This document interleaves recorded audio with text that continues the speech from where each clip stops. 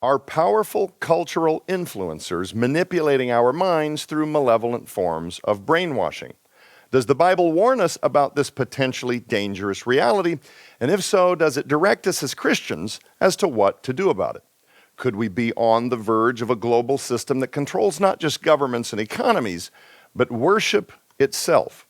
Today's guest is here to talk about the rise of the one world agenda and how close we really are to seeing it unfold.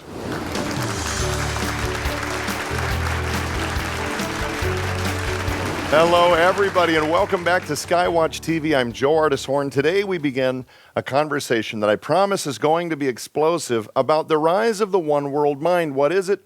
What's coming next? But before we dive in, let me introduce who's here. He holds a Master of Divinity degree from Southern Evangelical Seminary near Charlotte, North Carolina, and is the staff evangelist for the Southwest Radio Ministries and Prophecy in the News. Please welcome Josh Davis. Thank you.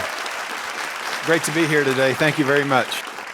It's so good to have you, Josh. And before we get started, I just want to tell you all at home, everybody here in studio, if you haven't had a chance to check out the great work that they're doing over at the Southwest Radio Church, please check them out. Joshua, where can they learn more online immediately? Yes, our website is just the four letters, swrc.com, swrc.com. We love you guys. We know that you've done a lot with charitable ministries, prison outreach ministries. Yes. And of course, give it up for our good brother that's not here today, but here with us in spirit, Larry Spargimino. Yes. Who is key to the great ministry work. We love you guys. Joshua, we're so glad that you're here. You've written this brand new book, and I'm going to put it up on the screen for everybody. Rise of the One World Mind, How to Thrive Under the Threat of Globalism. And you know, it's interesting because a lot of Christians, a lot of conservatives have kind of, I think, taken reprieve with the outcome of the last presidential election. And yet, if you're like Derek and Sharon Gilbert or Donna Howell, who's here today, you see that there's a lot more going on than just this reprieve that people seem to be witnessing. There are things going on in the Middle East. We didn't even start the show this morning, and Derek was reading headlines of Israel taking back the Gaza Strip. There's prophecy unfolding every single week, regardless of whether the entertainment-based church is perceiving this. Your book, Rise of the One World Mind, what is the one world mind? It's how that we see the stage being set for the biblical end-time scenario, and we are progressing towards that. It's like a plane taking off. It's taxiing, and then boom, you see that exponential curve as we take off and enter into the airspace. So we're seeing that progression take place in our world today, and how do we see the lead up of that? That's what the whole book is about, opening people's eyes to the reality of what's happening, but ultimately it's a call to fix our eyes on the hope that we have in Jesus Christ. Mm-hmm. Oh, that's right, and that is, of course, the mission of Southwest Radio Church, along with, Skywatch TV. Yeah. How is the world, though, moving toward this mindset? What is it that you're seeing? You can look in every direction, whether you look at Israel, whether you look at world government people like the World Economic Forum, the United Nations, these globalist groups, and you can look anywhere you want to in the world and see the prophecies being fulfilled line upon line, word upon word, and you see that across the board today anywhere you look. But when you're talking specifically about globalism, you're talking about groups like the World Economic Forum, United Nations, their Agenda 2030, some of the things that they're trying to bring in, and the mindset that we see the people who are buying into this. I like to deal with some of the marketing side of things, especially like with COVID, and you talk about how that the public really were bought into the kinds of things that were being taught and just willingly laid down freedoms to accept the agenda that was being pushed and marketed to people.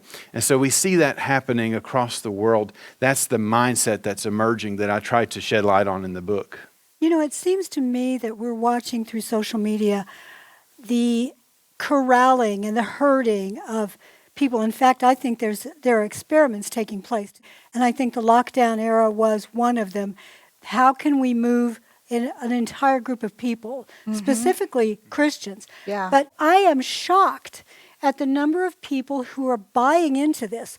That, I think, is yet another, if nothing else, the spirit realm is seeing how can we make people obey us. Yeah.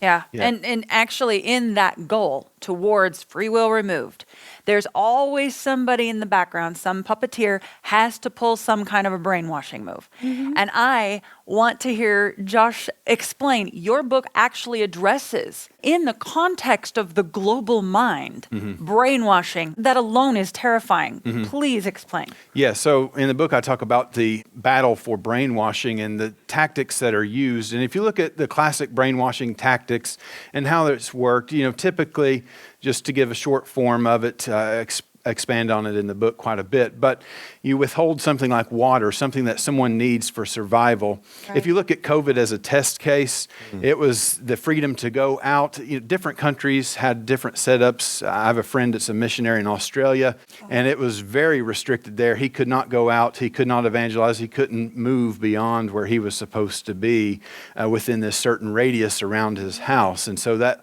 lockdown kind of a thing, you're withholding freedom from people and telling them this is how you have to respond. And so the brainwasher is attempting to reorient people, but also redefining what is good and what is bad. Right. Good is what the captor says is good. Bad is what the captor says is bad. Right. And so they're trying to reorient and redefine good and evil. And we see that in our postmodern world today. Oh, for sure. A redefining of what is good. Good becomes in the eye of the beholder, in the eye of the individual. Right. And the Bible speaks about that prophetically in several different scriptures, like 2 Timothy chapter 3, where it says, in the last days, perilous times will come. Why? Because men will be lovers of their own selves. Right. And we see that attitude, that spirit emerging. And, you look at Revelation chapter 13, for instance, and you see there's a great spiritual component to all of this. It's not just a government play. It's not just an economic play, but at its root, it's a spiritual play. And we see that spirit of the age emerging and the spiritual component to all of this. And so the reorienting to what is good and what is evil is the brainwashing attempt. And now when you reorient your beliefs, then they offer leniency. And going back to our test case with COVID. Just be obedient. Yes. And things will get easier for you. Yes. And then, the vaccine was offered as that gift of leniency just in time for the holidays here in the USA. You can go visit your family as long as there's not more than so many people. Go And get a shop, free spend your money. cheeseburger. Yes. There are rewards. Right. And it went far beyond that, because in some places it's like, if you want to come back to your job, Right. you have to get in line. If you want to That's come right. back to That's school, right. if you want to get on this airplane, That's right. if you want to travel to this other city, then it was much more extreme than just going through the drive-through. But Right. because a lot of times I used to think, when the one world economy comes in, oh no, I can't go through the drive-through any longer. No, it's much worse than that, because Right. you don't have access to utilities, you don't have access to a house, any kind of housing, without buying into the beast system as it's described in Revelation 13.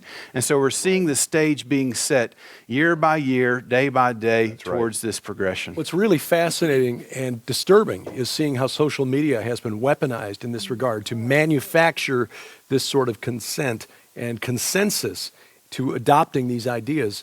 We can see it when you start going back, because the internet is forever. Anything you post there is going to be there eternally and somewhere. And when President Trump announced Operation Warp Speed, there were those on the opposite political party who were saying, we're not going to take this. We don't trust anything coming from him. And as soon as that flipped and that party took the White House, suddenly, you better take this. Otherwise, you can't go back to work. You can't. Right. You're killing grandma if you don't take Yes, this. That's right. Oh, Yeah. yeah. Yeah. But what's even more disturbing, and this is something that Sharon had been watching, the World Health Organization, when it adopted its amendments to the international health regulations this past year. This is a global treaty that's been signed by, I think, all but 5 countries on planet Earth. They are now identifying as a health crisis what they call an infodemic. In other words, dis, or malinformation is an infodemic falling under the purview of the World Health Organization. They're setting up the legal justification for the World Health Organization to use the next crisis as grounds to basically become the one world government. This is, I guess, what I mean when I said in my open that so many people are taking a political hiatus. They're kind of, there's a reprieve now. Things are going to be fine. Okay. We can take a breath. But for those that are discerning Bible prophecy, there's a lot that marches on right now as we speak. Josh, does the Bible address brainwashing? And if so, what does it say? Yes, I love the book of Daniel, and a lot of students of Bible prophecy start with the book of Daniel and the book of Revelation. It's powerful, but a lot of times we dismiss the historical parts of the book of Daniel in deference to the latter chapters. But if you look at Daniel chapter 1, here he is a teenager, and he's leaving his homeland, not by his free will. He's taken captive by mighty Babylon, this one world empire, if you will, of its day, and being taken to this place. Where he's taken to is as important as where he's taken from. He's taken to the land of Shinar, which is obviously where the Tower of Babel was built. And so there's a great spiritual influence, but also they're trying to change everything about him, his name, his God that he worships, everything about him, his diet, famously in Daniel chapter number 1. And we see that they were willing to take their time. They were having this 3-year program that he was a part of to change everything about him, his worldview, the way he thought, the way he acted. Every aspect of his life was under assault, was under attack. And so we see that pressure was on him and his Hebrew friends that were there with him. Are they going to bow the knee to the pressure to conform to this world, or are they going to stand up and make a difference? Does God's word offer solutions or advice to help us stand against this? Yes, absolutely. In the same passage, and it hinges when Daniel says, and Daniel purposed in his heart that he would not defile himself. And so he made that choice, number one. And that's where it starts with us. We have the choice. And friends, we are not powerless. A lot of times when you feel the pressure coming around you, you feel like there's nothing that we can do. And I hate when Christians say that, because it's like, well, there's nothing that we can do. We can't stand against this onslaught. But Daniel was not powerless in his position. He strategically and wisely, even as a teenager, moved forward in a powerful way. He used respect to those that were over him. He didn't throw the plate off the table and say, get this Babylonian food out of my face. I don't want this nasty stuff. No, he was kind and he was respectful, but he said, hey, let's just have a test. Can we just do a test for a few days and let's just see what happens? And what did Babylon do as a response? They changed their agenda. They changed their plan. And so as Christians, we can do the same thing today. When we take a respectful stand, when we respond in that kind of way, then we can influence the culture that's around us in a powerful way, just like Daniel did, just like his friends did. And we see the result of that, and what a powerful result that it is when they influenced the nation that had come to take them captive, and then how that they influenced the culture instead. You know, we also see the brainwashing in Daniel, where everyone is told you have to, at a specific time when you hear the signal, you have to worship this image. And they did. Right. Except for a few of them. Yes. Again, free will choice. Yes. Right. But the nature of brainwashing is that eventually you lose your free will choice. How does that work?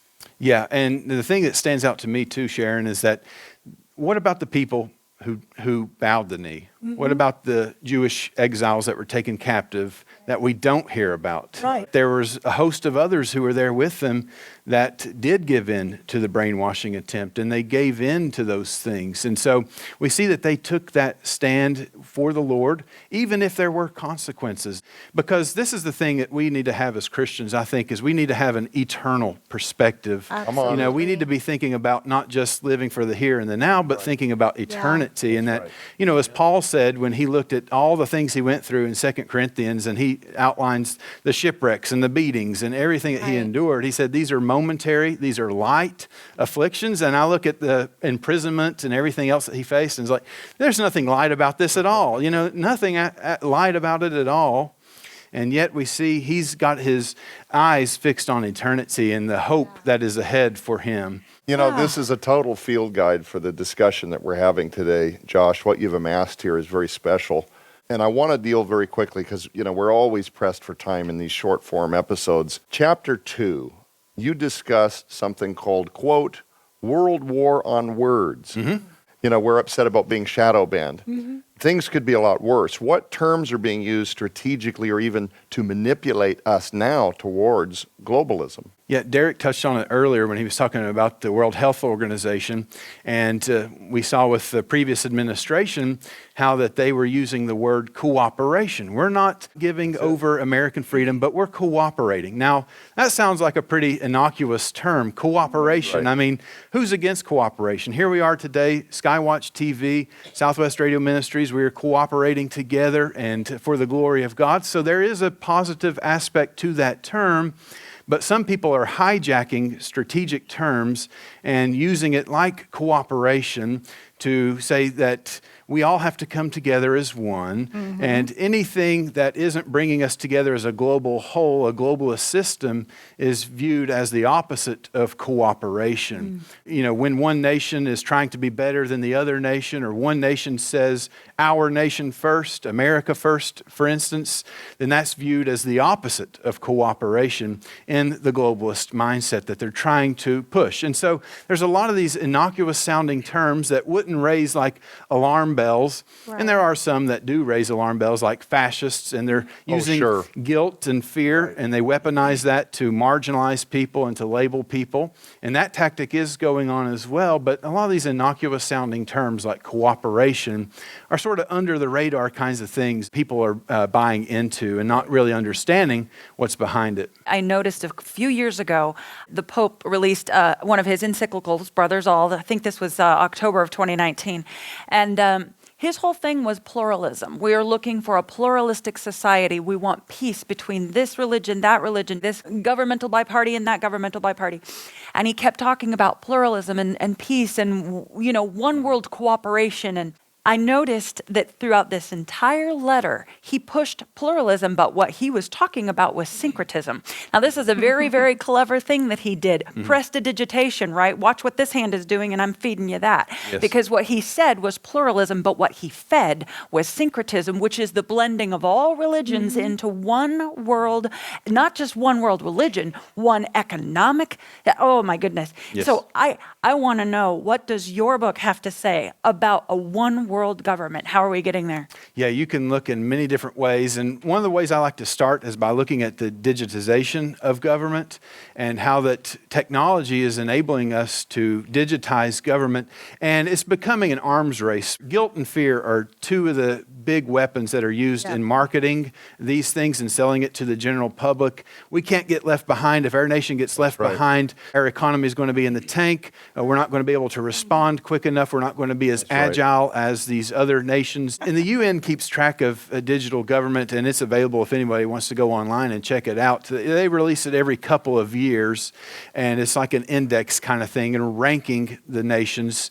And you can look across the board. Some of the European nations are always in the top 10. South Korea is always in the top 10. The United States is always right around the top 10. Many times it's been in the top 10. And so we can't fool ourselves that we're not moving in this direction as well, because we certainly are. Right. And so we see that digital push. And yes, there are some pros to that. I mean, who among us likes to go to the DMV and sit there for hours on end? I mean, that sounds like a wonderful Tuesday to me. No, absolutely not. You know, there are some user-friendly features to these kinds of things.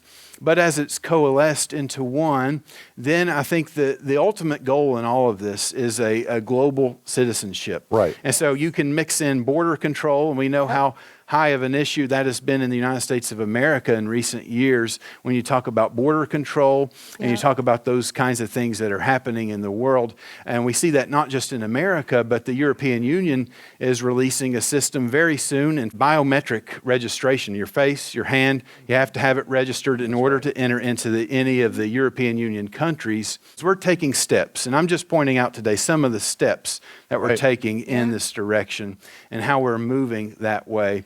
And so as you see some of those steps being taken, I think that the ultimate goal of all this is a one world citizenship. Well, ladies and gentlemen, you can support the ministry of Skywatch TV and our continued efforts to share the gospel of Jesus Christ throughout the four corners of the world and receive your very own copy of this urgent new work when you order The Rise of the One World Mind Hyper Collection. Not only does this incredible opportunity include Josh Davis's new book, Rise of the One World Mind, How to Thrive Under the Threat of Globalism, but it also includes the companion DVD, Brainwashing the Masses. In this incredible expose, Josh Davis unlocks the truth behind the global elites that are brainwashing the masses in order to move the world toward globalism. Discover the manipulation techniques they're using now to reshape society, how it all ties to the prophetic end times, and the biblical strategies that you can use to stand firm against deception. But that's not all. This special offer also includes the brand new DVD, No More Rapture Anxiety, which tackles the fear secretly felt by millions of being left behind after the rapture and unable to find their loved ones. As globalism and evil rise, these fears known as rapture anxiety only intensify. This powerful teaching by Josh Davis reveals how this fear stems from a misunderstanding of the gospel and provides biblical truths to overcome anxiety, empowering you to live fearlessly in the days ahead. Sold separately, these items hold a retail value of $75. Yours now for your donation of only $45, which includes free shipping to all U.S. orders. You can scan the QR code using the camera app on your phone for instant access to this special opportunity. You can also visit us at skywatchtvstore.com or call 1-844-750-4985 and ask for the Rise of the One World Mind Hyper Collection now. It is not a special opportunity that you're going to want to miss, I promise you that. With just a few minutes left on the clock, Joshua, Revelation 13 prophesies a future one world government. And yet if you look at the world and the condition it's in today, you could argue that we're a long ways away from global unity, right, to say the least. So in your view, what are some of the signs that maybe we are moving toward one world unity, a one world worship system, maybe even mandatory one world economy? What are some of the things that you're seeing? And a lot of people are talking about a cashless society. You see this move now with Bitcoin. People are, we've had debit cards for 25 years. I mean, we're deep into the idea that almost nobody carries cash. So why not just embrace the totality of a cashless system? Mm-hmm. Yes, I was recently at a place with my family, and they had a sign posted at the door said, "We are totally cashless." Mm-hmm. And this was just a few days ago, and they don't accept cash at any of the different places in that particular place where we were. And so we see that progression. Yes. Businesses are moving that way. I saw a popular fast food chain that are making preparations using AI technology, different things like that, to equip their restaurants to be fully cashless over the next few years. There are some investment groups who are studying some of the numbers, and they say that biometric payments, which would be like paying with your face, paying with your hand, not using a debit card, not using cash, things like that, they expect there to be about 3 billion users by the end of 2026. Yep. And so you think about that, 3 billion people over the next couple of years, or even less than 2 years now, they expect to be using pay with your face, pay with your hand kinds of technology. There are different groups who have orchestrated those kinds of technological advancements, and really technology is enabling this move. Yeah. We used to wonder how someone like the Antichrist, going to Revelation 13, which is really the central chapter in the New Testament when we're talking about what it'll be like during that great tribulation period, the one world government, one world economy. The last 3 verses of that chapter speak about that infamous number 666, the mark of the beast system, that one world economy. But it's all glued together with a spiritual system, a one world worship. And so we see that technology is really enabling the move in this direction as we see that push across the world. Joe mentioned Bitcoin. What is the difference between Bitcoin and, say, a central bank digital currency? Right. The central bank digital currency is something that we are really seeing a push for. There are many tests that are going on between various nations right now. You can go online and find all this from reputable websites. They're testing various markets how we could erase things like exchange rates. And there's always difficulty, even for ministries, when people from other countries want to support a various ministry, they can't do that as easily. But what if we erase all those things? And I'm being facetious because you can see how it would be marketed. We can get rid of exchange rates. We don't have to worry about that anymore. We're all on the same system. You can do business with anyone in the world anytime that you want to. Right. There's going to be a lot of positives that they use to sell this kind of system, and tests are being conducted across the world right now between different governments, the Federal Reserve Bank in New York, testing it out with other nations and various groups. Last time I checked, there was over 20 or more cross-border studies that were being done right now to test these out between various nations. And we're seeing that step-by-step progression, again, towards that global central bank digital currency. Bitcoin could be a part of that, to answer your question, Derek. We see things like WorldCoin, for instance, a very globalist-sounding title in its name. So, The thing that concerns me about central bank digital currency is that it is under the control of a central bank, which is connected to the government. So all your transactions are running through the government. They know everything you buy. Right. And that currency, because it is digital, can be programmed where you can't use it outside of a certain, the limits of your 15-minute city, or you can't spend it on certain things. Sorry, Mr. Gilbert, the religious text you want to purchase is been deemed hate speech by the government. That's right. So that to me is the real concern about a central bank digital currency. yes. And so we can tie into that with the one world system of worship and how we see that emerging in our world today.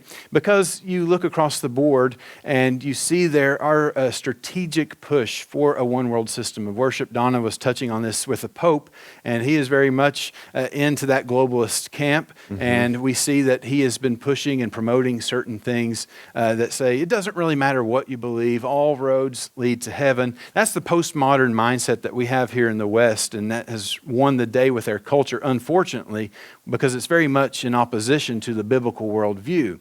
And that's part of that mindset that's emerging in our world today.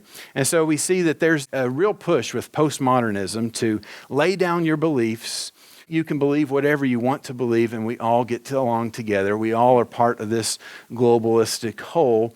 And so there's a real push, and you see some centers popping up around the world in different places, in the Middle East, in the United States of America, interfaith centers, places where there's like a mosque and a synagogue and a church all on the same property, and spaces for people of all faiths or no faith. It's this kumbaya, come together as one kind of a system. Lay down your beliefs. It doesn't matter what separates us, but it's all about what brings us together as one. And we see the world moving to that way. Distinguishing those two things as separate issues is so important. It's so key. The difference between one world worship and a one world religion. Right. Because there you get into a lot of divisiveness. How many of you can't wait for next week's program where we continue this? Yeah. Next week, Josh will return to talk about whether or not there's a spirit of narcissism driving us all toward a one-world government as we face the edge of eternity. Ladies and gentlemen, it's not a program you're going to want to miss. For everybody here in studio, everybody up here on panel, Josh, thanks so much for being here this week.